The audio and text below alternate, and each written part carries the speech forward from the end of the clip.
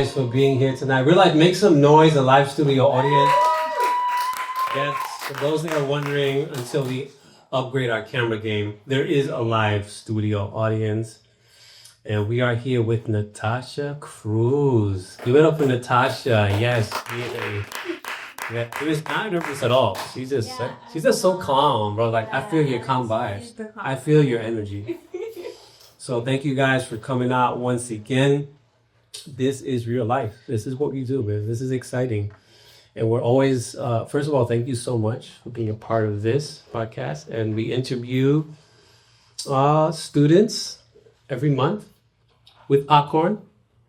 All right, enjoying our popcorn, having a good time, because we believe that everyone has a very unique story and a unique life, and specifically uniquely designed by God to give Him glory. And you're giving Him glory with your life, and you have so much to offer the students and to those who are going to be watching this years from now. Don't stress out. But people are going to be watching from this, gleaning from it, learning about Jesus. That's what it's about. So we're going to get into it. We're just going to start. I like to start with names. So welcome to Real Life. And we'll talk about how you became a part of the Real Life family as well. And I like to start with the names because I think names are very interesting, the etymology. And you actually, unlike most guests, don't even know the meaning of their name. Most guests. You actually knew the meaning of your name. Yes. So Natasha means Christmas. It actually means Christmas, guys. Isn't that cool? So I wrote it down in Russian. The Russian origins mean born on Christmas. And the Latin origin is natalis, meaning birthday. So, yeah. Really? I know that one. Isn't that interesting? That is interesting. So you are 19 years old. You're young. High school, Epic North High School, yes. Epic North, okay. And you came to Real Life as a result of connecting with some strange young lady? I was introduced to Bethlehem Church as well as Real Life by my dear friend Desleen. Desleen, give it up for Des. We love you, Des. Des gives people Jesus growing. Yes, she did. It was amazing to watch her journey. From the years that we've been friends, I've watched her grow her relationship with God, and I'm very grateful for her to extend in that and being my guidance in my own journey. And we guys have met in a very unique way during a very unique time. Yes. So I just found this out recently. We met during quarantine. Through Instagram. The quarantine stories, bro. Yes. So we met through Instagram. We were online friends, and then she ended up transferring to my high school, and we just friends ever since. Friends ever since. So what was it about Desleen that drew you to her as a person? How do I explain? I think during the time that we followed each other, we just started slipping up on each other's name. And then the conversation kind of just flowed. I think our personalities clashed really well with each other. And like I said, just watching her grow closer to God throughout the years really inspired me. And she's definitely been such a big influence and such a big inspiration. So I'm just curious now, so I'm going to unpack that a little bit. When did God become part of the picture of your relationship with Desleen? So, did Jesus get involved with this? I think we've been friends. We have been friends since quarantine. That was around freshman year. I'm now a junior in college. How many years is that? So, 7 years? We've been friends for 7 years. I think that God came into the image about 2 years ago for our friendship. Yes, 3 or 2 years ago. So as mentioned, it's been great to see God even influence our friendship. I feel like God has definitely made our friendship so much stronger, and I'm very grateful for that, because it's so important to have friends who push you and who inspire you in your walk with God. Of course. So now let's talk about that. Your walk with God. You grew up in, I believe, Catholic home. Yes. And you're so how many siblings? I have one sibling. One sibling. Yes. And how old is? 2 years old. 2 years old. Yes. Okay. Wow. So you were a busy big sis. That's no joke. 2 years old is rough. He is my own sibling, so I grew up as an own child. I did come from a Catholic home. My family has always been Catholic, and so that was the religion that I grew up in. Okay, you're born in DR? Yes, I was born in the Dominican Republic. I lived there until I was 5 years old. When I was 5, I moved here to New York. And you speak English great. So did you grow up just speaking Spanish or did you grow up speaking both? I grew up speaking only Spanish. I actually, And then when you came here 5? yes, and I started school immediately, and that was hard because I didn't know English at all. Right. I only knew very simple words like how to ask for water or how to use a bathroom. And I still remember my first day of first grade. I didn't know anything. Right. But I remember those were the years, well, that was the year and the time where I made friends that I'm still friends with now. Like I have a friend that I met on that first day that was also... So we're still friends. We're still friends. And she was also from the Dominican Republic, and she spoke English and Spanish. So she helped me a lot throughout that time frame. And thankfully, I did pick up English very quickly. Look at you now in college. What are we studying? I am a biology major. I'm a pre-medical student, so I do plan to go to medical school. Come on. Yes. The goal is to become a physician scientist. Okay. I've never heard of this. What is a physician scientist? It's a physician, a doctor who is also trained to work in a lab. So they can work in a lab to research floors, to make findings on diseases and things of that. So are you more like a physician scientist? Do they lean toward the field of chemistry more? Right. More so biology. Biology? So physician scientists, they do both. So they see patients in the clinic, but they also work in the lab to create new medications, new approaches to diseases. Zayn and I were talking about that. Where is Zayn? He's somewhere in there. We're talking about that tonight. Yeah, and once they have a solid, let's say, medication, they bring that to life by creating clinical studies with their patients. And that's the whole process in itself.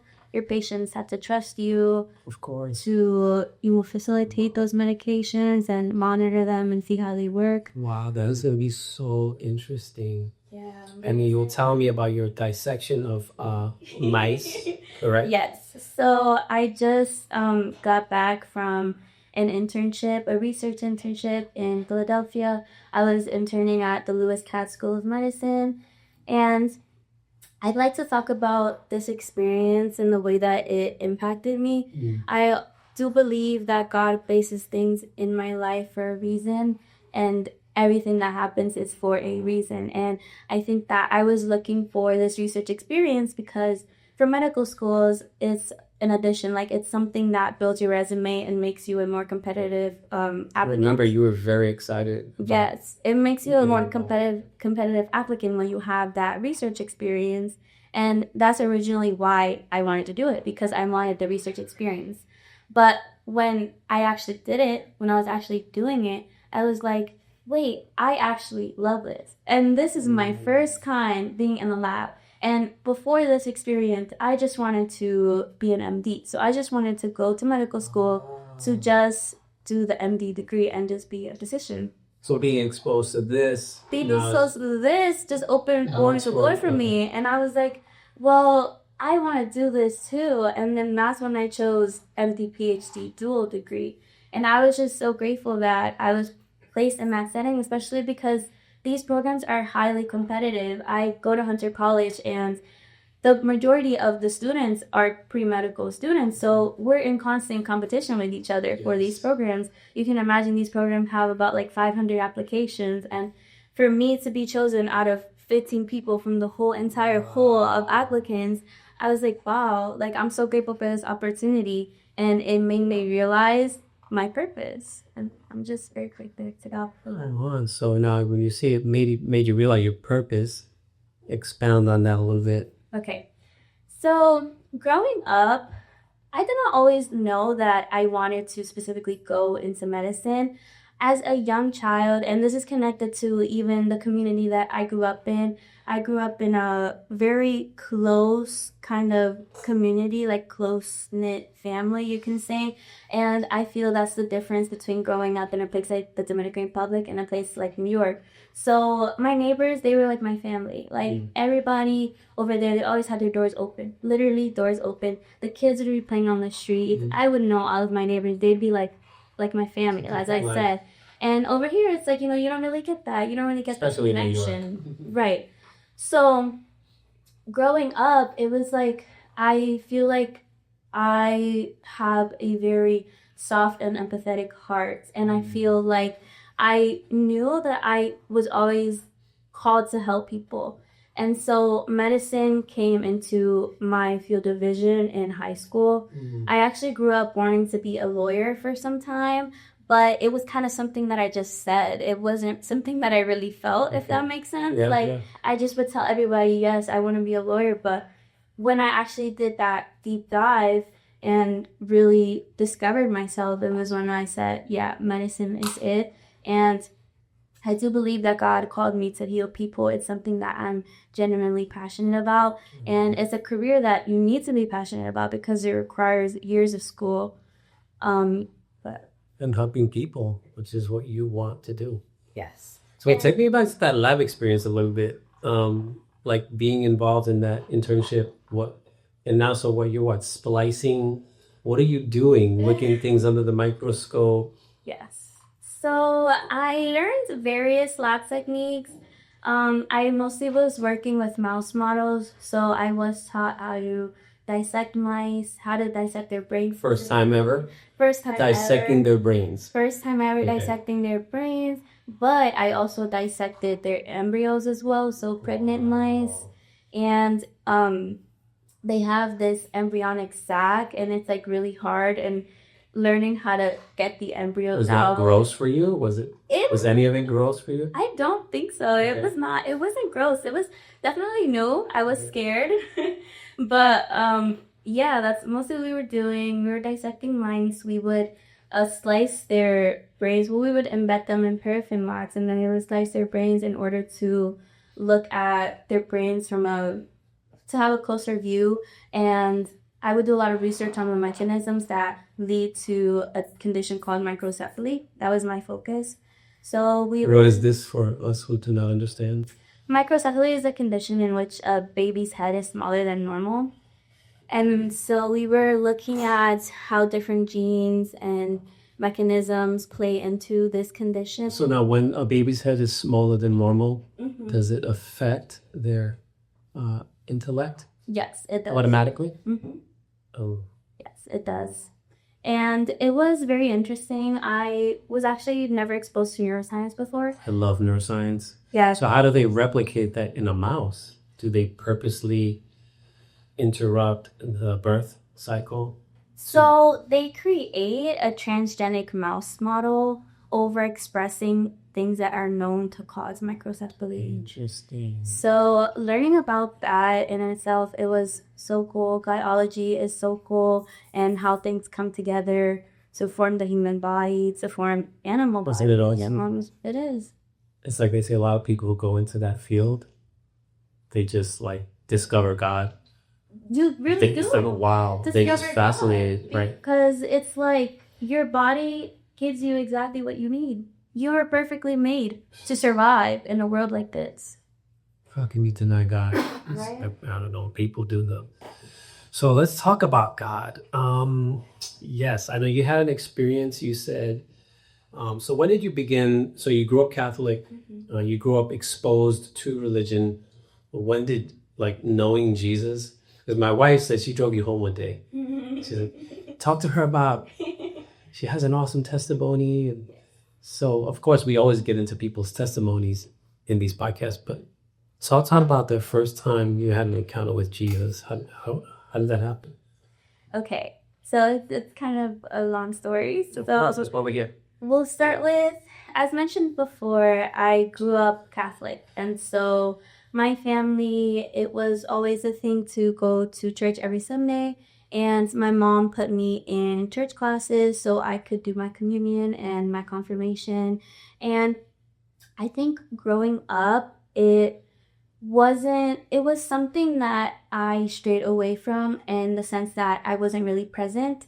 It was just something that I feel like I was forced to do. It wasn't really my decision or my choice. And so I think as a child, it's very easy to like get annoyed by that. And you're like, well, I don't want to do this. And then you're not really immersing yourself. And so I don't think that I knew God. I think that I was just mindlessly going through those classes and those like that communion and that confirmation. And it was like I didn't really know God.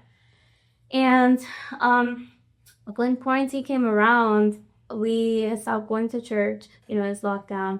And after quarantine, we just like my family has not gone back to church. And so I think that during those times I had really strayed away from God. I was not actively talking to God or even acknowledging God. And I think some of you might remember it was a very trendy thing during quarantine specifically. The topic of spirituality coming up to like TikTok, and it was viral at the time to practice spirituality in the sense of buying crystals and believing that they have like a special power, they have influence in your life, and even spells. I think it was a time where that was just a lot of what you would see. Wow. And as someone young, it's like, I think, especially because this generation is so social media like led, I think it's very easy to be influenced by the things that you see.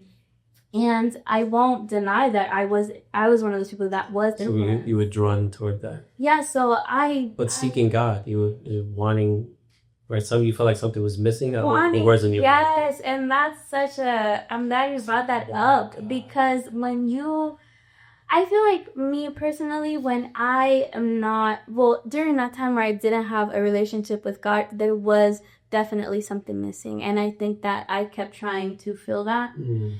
And I think that's what that was. And so I was actively collecting crystals and believing that they had some kind of power over my life. And during this time, I had been going to those spirituality stores to buy these crystals, and that brings me to a story that I feel like also has a correlation to my testimony. And it was a time where I went to the store that I had usually bought those crystals from, and I had seen a man that I had never seen before there, and he was sitting as I was walking around picking out my stuff, and he was staring at me intently from the moment that I walked in, and it creeped me out. So you can feel his eyes on you. Yes, it really creeped me out. And I was like, okay.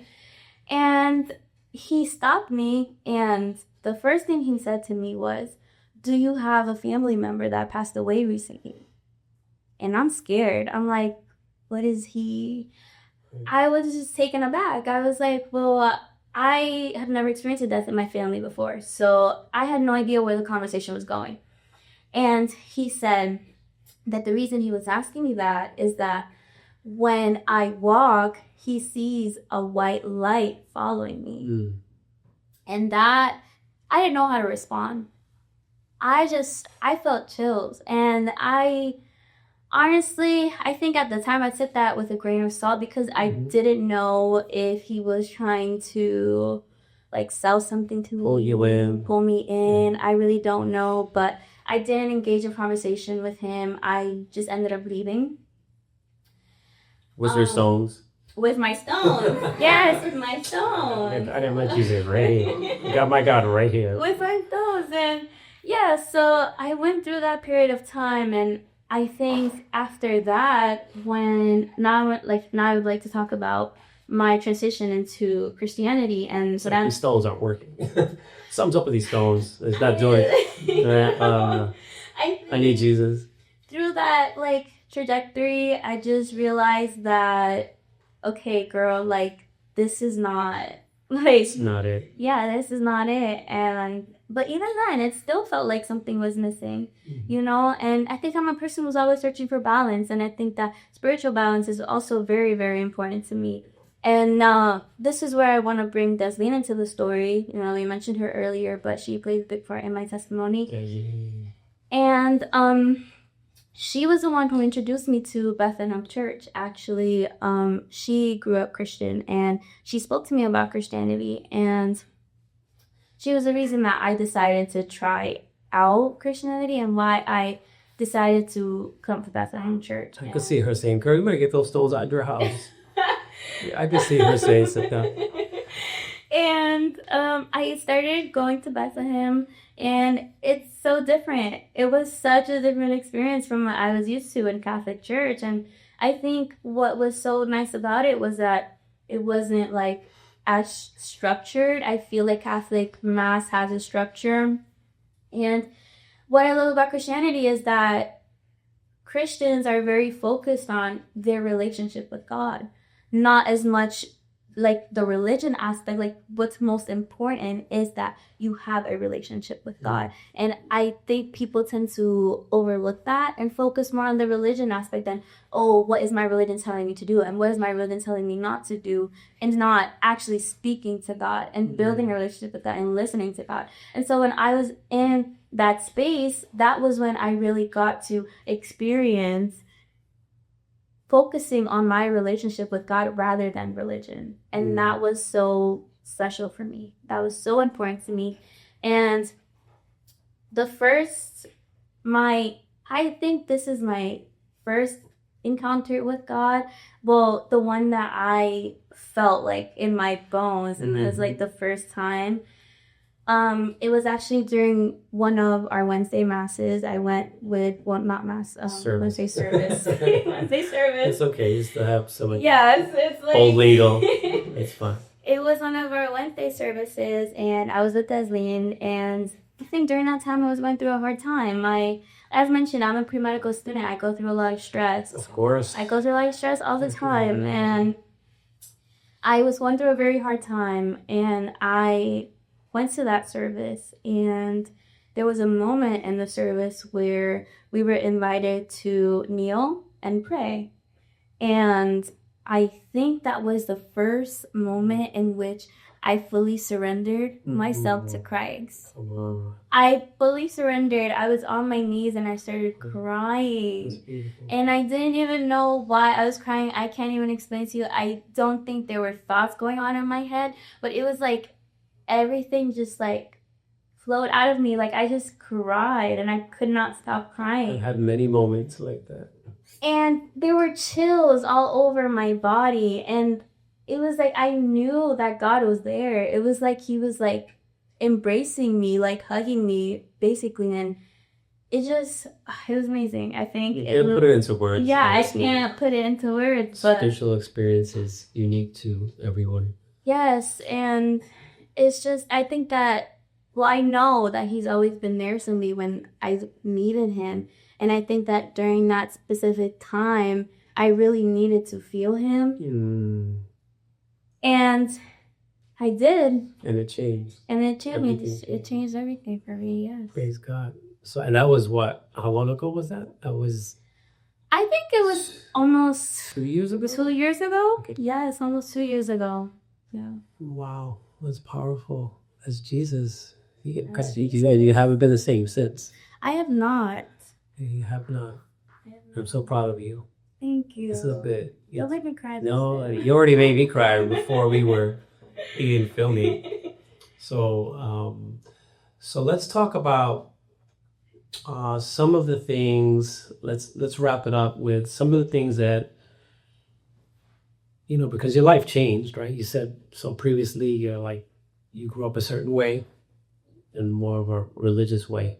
And I want to say that my family doesn't like necessarily agree with that transition. I mean, during that time frame, they, again, were just very focused on Catholicism. And they told me, like, you know, this is how you grew up and this is what you should follow. But I'm just really glad that I decided to take my own path.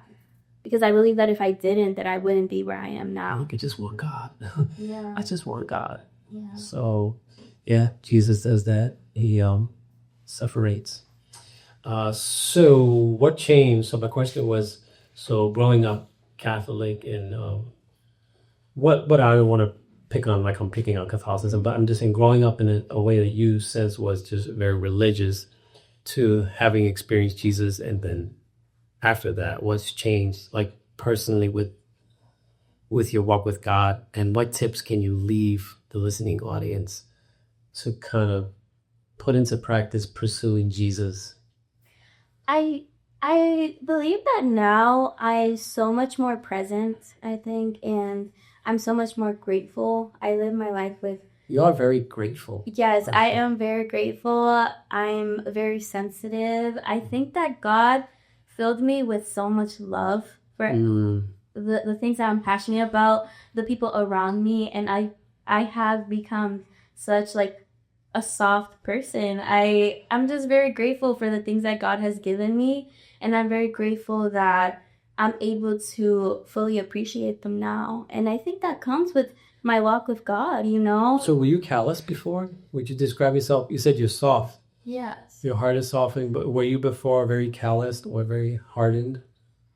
I don't know if I would say hardened. I just think that I live my life kind of carelessly and not really focused on like the things that God was providing for me. Like I don't think that I lived with the same kind of gratuity and like I don't know if that makes sense. Just, yeah, of course. Like you were going through life, but God wasn't necessarily Yeah. part of anything. You weren't grateful to Him for anything, for your breath when you wake up in the morning. Right. So being filled with like the fruit of the Spirit, it's like, wow, like I'm such a softie, but like I'm so grateful, you know, for everything God has provided me with.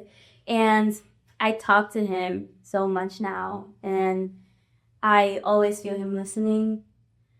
And I think that the biggest tip and my biggest piece of advice, practical, everyday stuff for people who are either here or be watching online. It's just like, I don't feel to connect with God, or I want to enhance my connect. What do you do? My biggest advice is to not give up. I think that it's hard to not get frustrated. You know what I mean? To not get frustrated when you're saying, okay, I want a relationship with God, but I feel like God isn't listening. I don't feel God there. I don't know how to talk to God. Well, I've been told this all my life, but I don't agree with this. And so I think that everyone should decide to take their own path.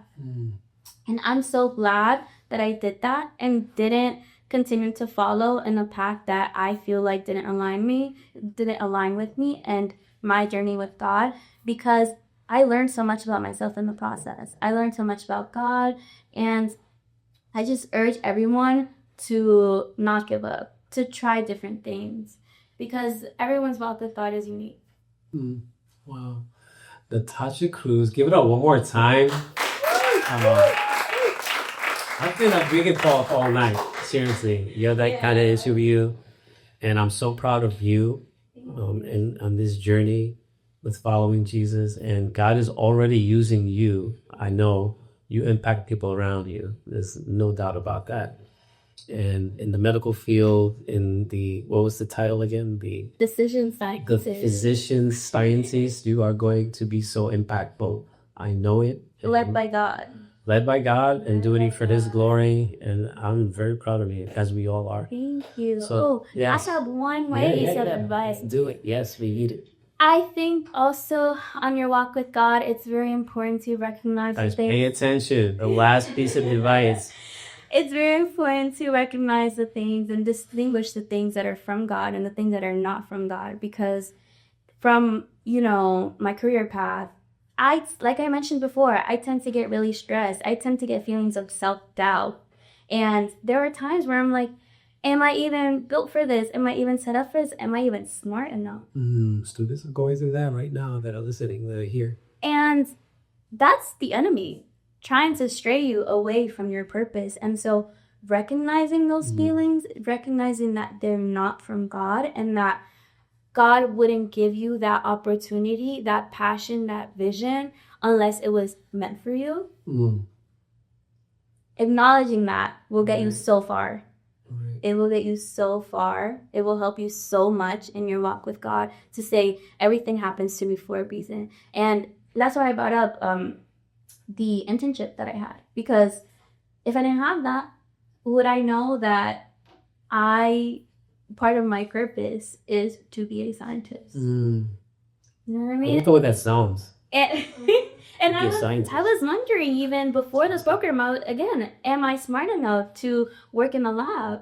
Do I really know anything about research? And then I got in there and God was guiding me. It was like, wow, you know? And so focus on, and I hear a lot of people say that, it's like we tend to focus on our emotions and our doubts and our feelings rather than focusing on what God's word says about you. exactly. And that's why it's so important to be reading scripture, to be around the family of God, learning, maturing, growing in God.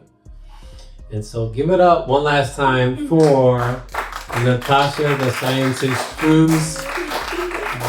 We are so thankful for you. This has been an amazing podcast, and thank you so much for sharing deeply, like not holding back, being authentic, and we just thank you for being a part of it. Thank you for having me. We love you. All right, real life, we'll see you next time. Peace.